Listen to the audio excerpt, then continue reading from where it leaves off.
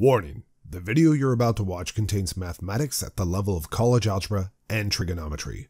All material has an assumed prerequisite of both Algebra 1, which is elementary algebra, and Algebra 2, which is intermediate algebra. While some prerequisite topics are reviewed briefly, a more thorough review of these entrance topics can be found by searching the web. It's the system of equations.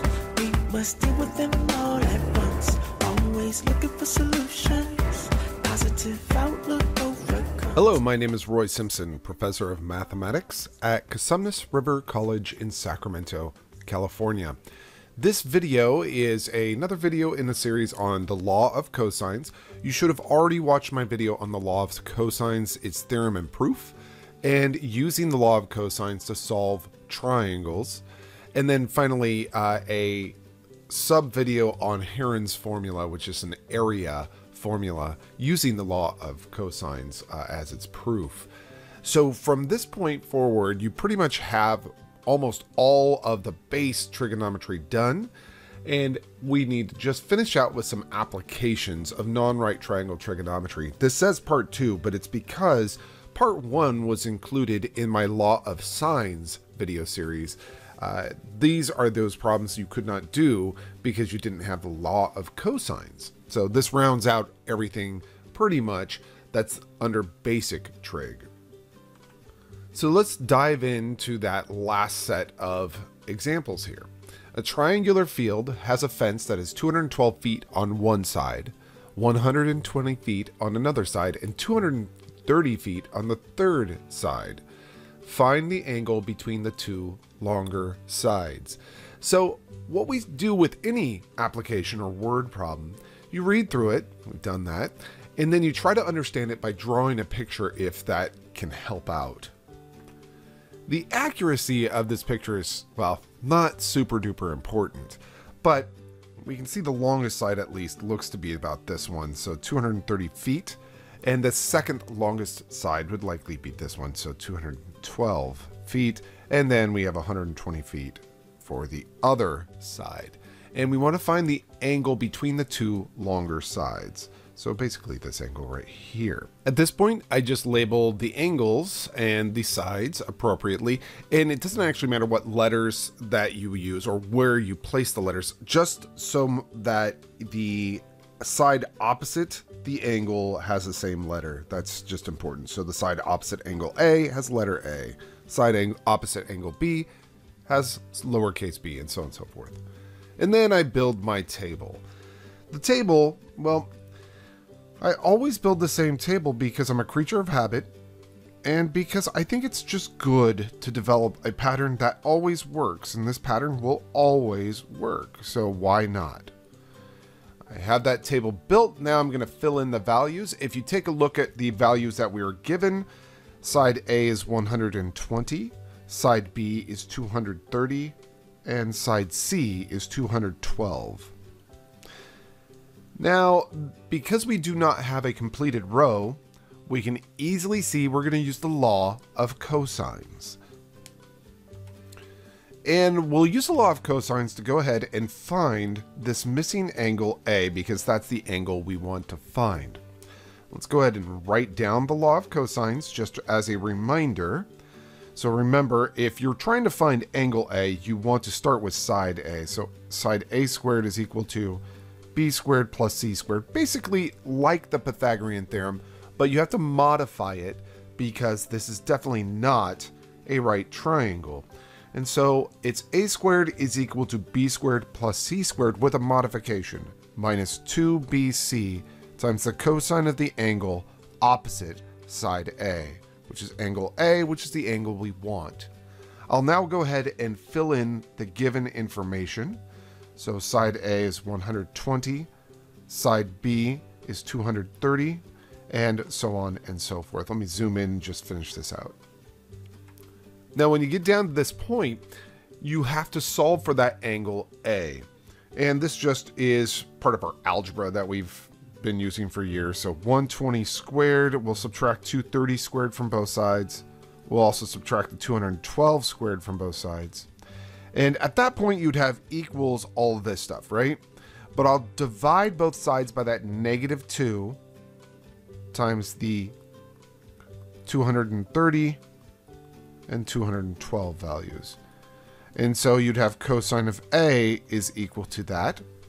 And of course, I could take the cosine inverse of both sides. And I think in a previous video, I just erased and did it, but here I'll just rewrite it just to showcase what my mindset is. And when you do this, notice that I'm not actually evaluating or figuring out what these squares are. I'm not figuring out what 120 square is or anything like that. The reason why is because I'm going to grab a calculator no matter what. And so why bother doing calculations in the middle of all of my work? I'll save my calculations till the end. And at the end, I'll just use Desmos here. I keep using Desmos, but just a little piece of advice. If you're using, let's say, a graphing device, a graphing calculator, or a handheld scientific calculator, be very careful with your parentheses, right? So you should already know this from your algebra courses, but when you use a calculator, once you start typing, let's say a function, so in this case, we'll use the arc cos or the cosine inverse, you start a parenthesis, and that just tells you you're about to enter the argument of the cosine inverse. But then you'd have to start another parenthesis to talk about the numerator. When you're done kind of typing in the numerator, you finish out with a closing parenthesis, then divide and start an opening parenthesis, and then write the denominator, close that parenthesis, and you will have everything set and ready to go. I know you already know that, but it's just good to remind you every once in a while that calculator mistakes are likely the biggest mistakes I see when it comes to a law of sines or a law of cosines problem. And that's why I think it's better during my exams that I tell my students, leave your answers like this in exact form. Because if you don't, you're likely going to make a calculator mistake. And I don't care about your calculator. Well, I mean, your calculator skills are important. But honestly, on an exam, I care about your knowledge, not your button pressing skills. So here we are in Desmos, and I'll just type in the arc cos. I've never actually tried to figure out or tried the cosine inverse here. I'm going to see if it actually works. Cosine raised to the negative first of... let me type that in. Oh, yeah, it does work. So if you want to do that, I think it's much easier just to type arc cos for Desmos at least. And then I will, in Desmos, it's kind of easier. I'll just start with a division sign. So I will hit the backslash there to create a division sign. And now I'll type in 120 squared, right arrow to get out of the exponent, minus 230 caret 2. That's how you get the squared is the caret, which is shift 6, minus the 212 shift 6, then a 2, and then downstairs negative 2 times 230 times 212. And there you go. Oh, by the way, make sure that you're in degree mode here, which is the natural mode for Desmos's scientific calculator. So I happen to know that I'm in the right mode here. And we see the angle between the two longer sides is 31, and we'll round it to the nearest tenth since they didn't tell us what to do. I'll say 31.2 degrees. Going back to our page here, the answer to the question, I don't actually need to fill it out on the table. I can just say right below the question itself, the angle between the two longer sides is 31.2 degrees. I'll box that up just so that whomever is reading this can see that very quickly. All right, so that is an application using the law of cosines. By the way, you probably also notice if you've had trigonometry before, or if you're taking a trig course with a different instructor, your instructor is 95% likely to say stuff like side, side, side, or side, angle, side, or angle, side, side, or side, side, angle, or some stuff like that. The reality is I don't bother with that because there's just way too many different things to know and memorize when you do trigonometry that way. So instead, I always just build the same table over and over again. If you get a full row, you're going to use the law of sines. If you don't have a full row, like we don't have here, you'll use the law of cosines. That is that simple. So if you're one of my students and you don't know what I'm talking about, it's totally fine because it's not going to affect you. So let's jump into the next problem. A triangular swimming pool measures 40 feet on one side, 65 feet on another side. These sides form an angle that measures 50 degrees. How long is the third side to the nearest tenth? At least now they tell us what to round to. Instead of going for an accurate drawing or something like that, I will just quickly sketch out a drawing, right? So there we go. It's not as pretty as my last triangle, but who cares, right? And I'm going to go ahead. I have a habit of my lower left corner being the angle that's given if they give me an angle. So I'll say that's 50 degrees. And then let's see, a triangular swimming pool, weird swimming pool, by the way, measures 40 feet on one side. So we'll just say this side is 40 feet, even though it doesn't look like it's that much longer than this other side. But the other side is 65.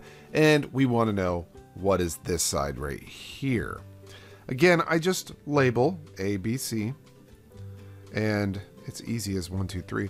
And this is side A, this is side C, and this is side B. And I fill in my table.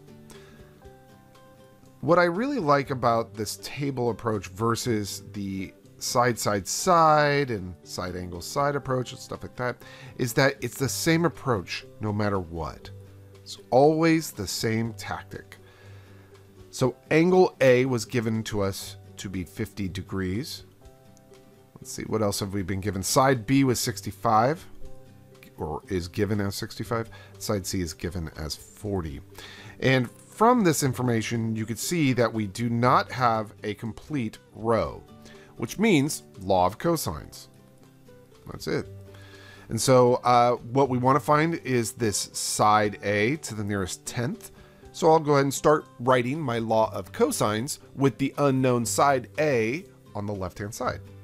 So A squared is equal to B squared plus C squared minus 2BC times the cosine of the angle opposite that missing side A, which is 50 degrees. There we go. This is actually easier than the first problem because there's no solving we need to do other than taking the square root of both sides. So I will just say A is equal to the square root of that stuff. And then I'll grab a calculator. All right, let's go ahead and run over to Desmos very quickly. You can see the work from my previous problem there. Doesn't really affect us now, so I'll just hit square root 65 squared. Remember, you should be in degree mode, so it's 40 squared minus 2 times 65 times 40 times the cosine of 50 degrees. And that gives us a 49.8. Remember, they said round to the nearest tenth. So the length is 49.8. And here we are back on the page. And you can see I've written in the 49.8 feet right there. And I've also boxed it up just so that it's easy for whomever's reading it to access that information. If they really want to know how I computed it, which they should want to know, they can see my work down below. And I think this is, while it is a bit sloppy, I think that's perfectly fine. If you know you're just about to rewrite the same thing as above, you just say square root of that chunk up above. That's totally fine. Nobody's really going to yell at you for that, especially when you're on an exam. The thing about an exam is that we know that you're limited on time. And so taking shortcuts is fine in your handwriting, but not in your mathematics. Now here's a problem I just wrote yesterday. A Starlink satellite. Now, I don't know if you know what the Starlink satellite system is, but that's what Elon Musk is trying to put up right now, at least. So if you're listening to this in the year 2025, then this is old news, okay? But it's a Starlink satellite system sends signals down to sites to give internet access to the globe. That's his ultimate plan, and right now he's testing it out. And currently, it's $100 a month. And that's only for beta testers. So I'm curious if you're watching this in 2025, if it's now, $10 a month or if it's $300 a month. I'm so curious.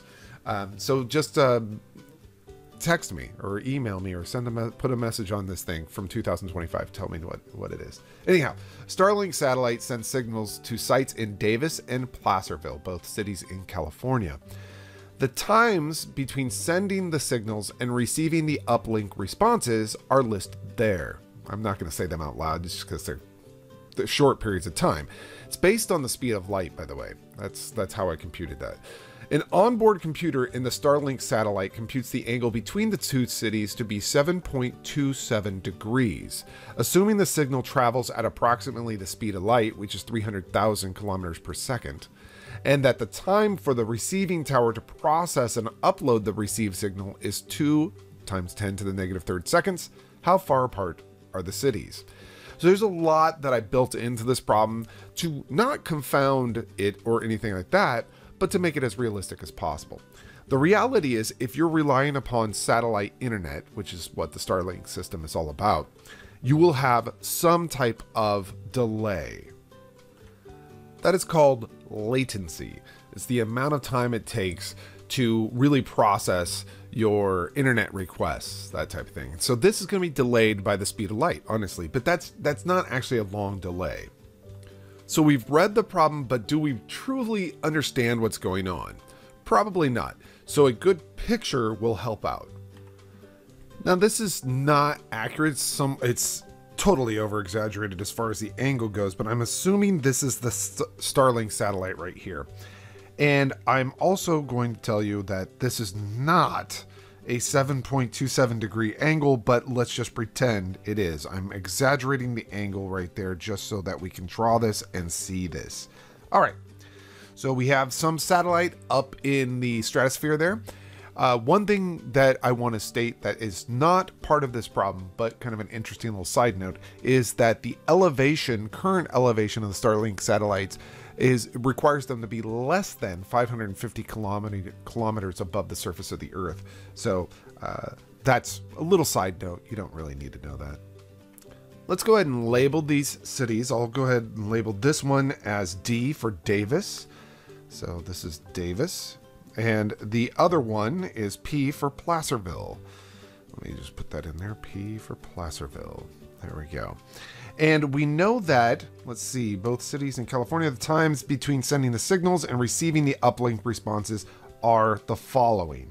It takes 5.72 times 10 to the negative 3 seconds to send and then process and then receive back the signal to, to Davis. So I'm going to kind of try to illustrate that. So the signal that gets processed, let's see, which way does it go? Well, it doesn't really matter. The fact is that it's a signal is sent both ways, right? So it takes 5.272 times 10 to the negative third seconds to go down, be processed, and come back up. So I'm just going to say 5.72 times 10 to the negative third seconds for that entire round trip. Okay.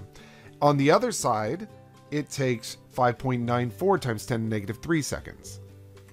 But you have to be very careful when you read this problem, because a lot of people will just say, okay, great. So let's see, it's a round trip. So I just want to know the distance, and the distance is going to be half of that. That's what most people would say, but that's actually not true. The distance, the time it takes is not for the signal to travel is not just half of that.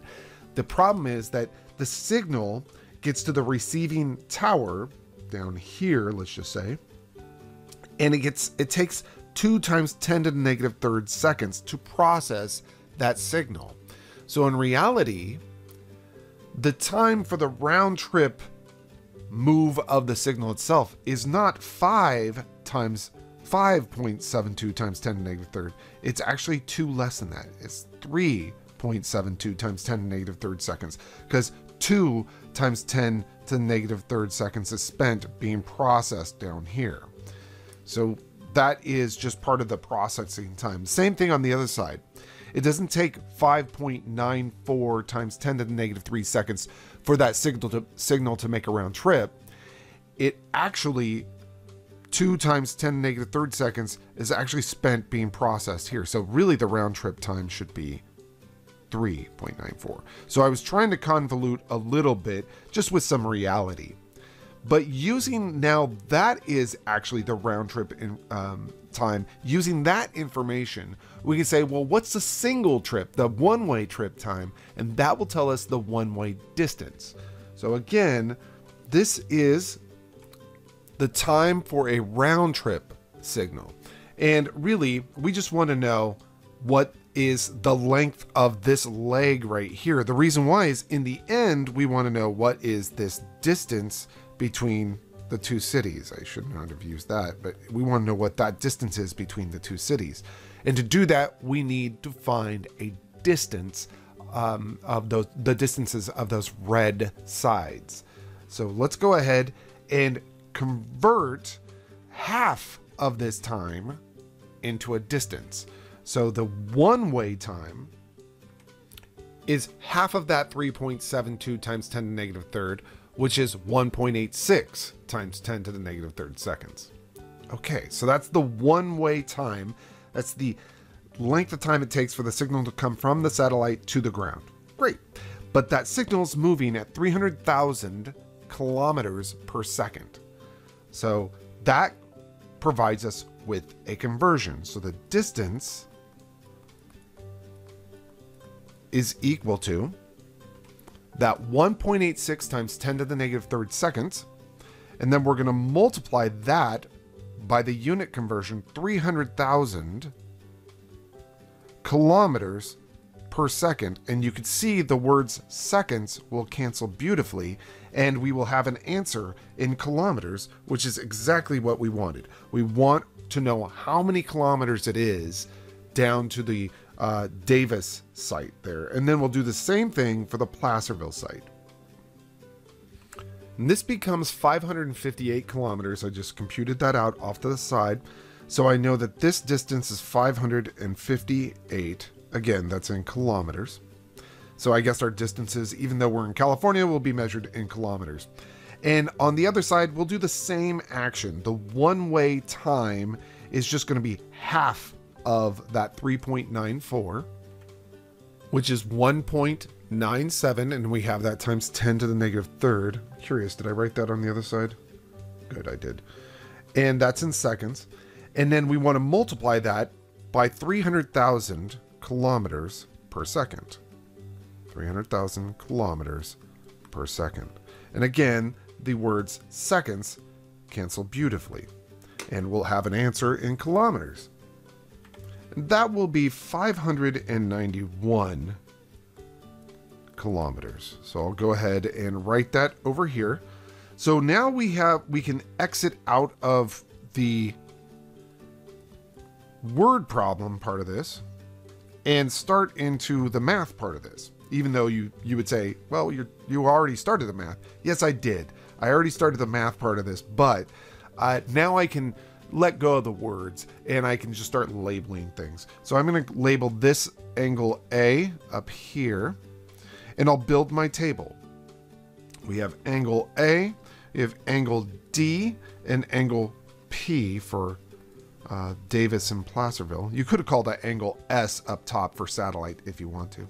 And then we have side A, which is what we want to know. And then we will also have side D and side lowercase p. And of all of this information, we are given angle A, which is 7.27 degrees.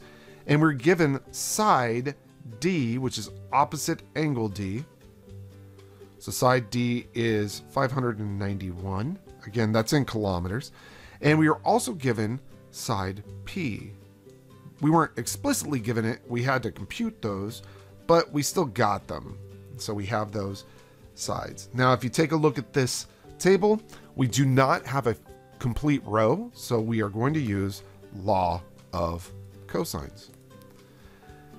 We want to know what the distance is between the two cities. That's what that side A is the distance between the two cities. And so let's go ahead and do what we did in the previous problem, actually. A squared is equal to 591 squared plus 558 squared minus, oops, that's squared, minus twice times 591 times 558, and then times the cosine of the angle opposite side A, which is 7.27 5.27 degrees. You will take the square root of that to find what A is approximately. You can see I still have my old problem over here from our last example. That's okay. 591 squared plus 558 again squared. Pop down, minus 2 times 591 times 558. I'm not really looking at what I'm typing, so I better look at that. Cosine of, and then 7.27 degrees. And we get the following, 79.9 kilometers. And I've written that in there. If you really want to know what that is in miles, you would divide that by roughly about 1.61. And so I'm going to quickly do that off to the side here. I just want to know what it is in miles and see if it's actually somewhat correct. 1.61. It's about 49.6 miles, which is almost correct. So there you go. So that's a very robust problem because it involves a lot of critical thinking, converting time into speed, given the fact that we have speed of light there, taking into consideration the fact that there is some processing time at the bottom of these signal when they get received at the towers. So all of that kind of critical to remember. Or maybe I should say kind of critical to be able to compute. The final example I have is just an example I like to do. This happens to occur in a calculus course, except in calculus, you're not measuring the distance. Instead, you're seeing how quickly things are happening. So I'll read the question first and then I'll describe what I mean. So the minute hand on Big Ben, the clock in England there, measures 14 feet in length, and the hour hand measures 9 feet in length. What's the distance between the tips of these hands at 3:30 p.m.? Now, in calculus, you wouldn't be asked what's the distance between those tips. You would be asked how quickly are those tips approaching each other at 3:30 p.m. But let's go ahead and draw a picture of this situation. I was going to draw in the hour hand, but I just want to stop here. The minute hand is pointed at the 30-minute mark, right? And it's 14 feet long. The hour hand is not actually pointed at the 3 o'clock mark. It's halfway between the 3 o'clock mark and the 4 o'clock mark. So it's not going to be perfectly horizontal. It's going to be slightly past horizontal. It's going to be something like that. That is roughly around 3:30. And we're being asked to find the distance between the tips of these hands. So we want that red distance there. I'll call that distance D. Okay, so we want to find that red distance D. Now, here's the problem. We have 2 side lengths, but that doesn't help us too much because we don't have a third piece of information. And as I've said in the previous videos, you need 3 pieces of information to really do a law of sines or a law of cosines problem. And right now, again, we only have been given 2 pieces. But there's a third implied piece that we've been given that we haven't really talked about. And the third implied piece is the angle between the minute hand and the hour hand. This angle here, theta, we can actually compute that. I'm not going to say easily, I'm just going to say we can compute that. The trick here is to use a little bit of logic to help us figure out exactly what that angle is. And it won't be too bad, but I do have to kind of describe some stuff here. So let me go ahead and just put a little more vertical there so you can see something. We have to kind of place an angular system here. And so what I'm going to say is measuring from the 12 o'clock, the north position, and if we did things in degrees, we know that from this edge all the way to there, that would be 180 degrees. That makes sense. I hope that totally makes sense. So theta should be 180 minus that angle right here. So I'm going to call that angle alpha, if you don't mind.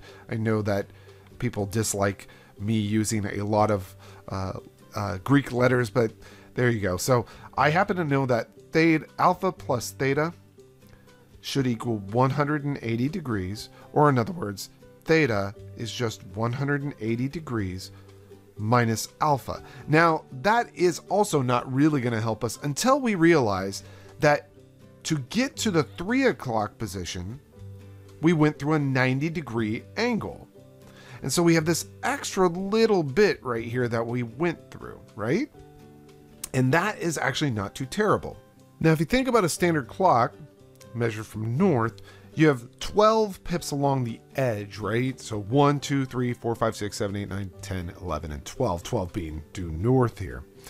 So each of those little cuts subtends an angle of 360 degrees divided by 12, or 30 degrees, which should make sense because by the time you get to the 3 o'clock position, you should have gone through an angle of 90 degrees. Well, are we going a complete extra little pip here to get to 3:30? No. The hour hand has gone through half of an extra little pip. The extra little pip would get us to 4. And we're not exactly to 4. We're halfway there. We're at 3:30. So this angle is 15 degrees right here. So what does that say about theta? Well, let's see. We've gone through an angle of 30 plus 30 plus 30 plus 15, which is 90 plus 15, or 105 degrees. So theta must be 180 minus 105 degrees, or in other words, 75 degrees. So theta is just 75 degrees. Now, if I draw my triangle off to the side rather than in that mess there, I could easily see how to do this problem. This is now 75 degrees and 9 and 14, and I want to know that missing side right here. I'm going to go ahead and label these A, B, and C, mainly because I'm used to that. And I'll call this side A, side B, side C. And we just make our table, right? Angle A we were given as 75 degrees. Angle B we were not given. And angle C we were not given. And we don't care about those. Side A is what we need. Side B we were handed as 14. And side C we were handed as 9. There's not a full row, so I'm going to use the law of cosines. Law of cosines I'll use to find that missing side.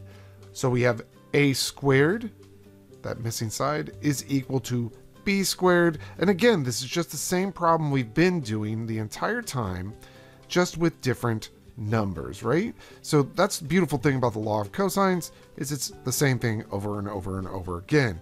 I'll take the square root of both sides. Square root of 14 squared plus 9 squared minus 2 times 14 times 9 times the cosine of that 75 degrees. And you get 14.6 feet. And that is the distance between the tips of the hands of Big Ben at 3:30 in the afternoon, or in the morning. Actually, it's the same distance. Right? I kind of chuckled to myself when I wrote the PM. So there we go. What did I say it was? It was 14.6 feet. So I'm just going to write that in here, 14.6 feet. And we are done with this problem, and we're done with this video. It's the system of equations. We must deal with them all at once. Always looking for solutions. Positive outlook overcomes obstacles getting in our way, cause affects more than we can sometimes see. Things for what they are and work together until you feel at peace. Just listen close, don't talk too much, that isn't kosher. You may really hurt inside. It doesn't justify you to speak too loud and cry.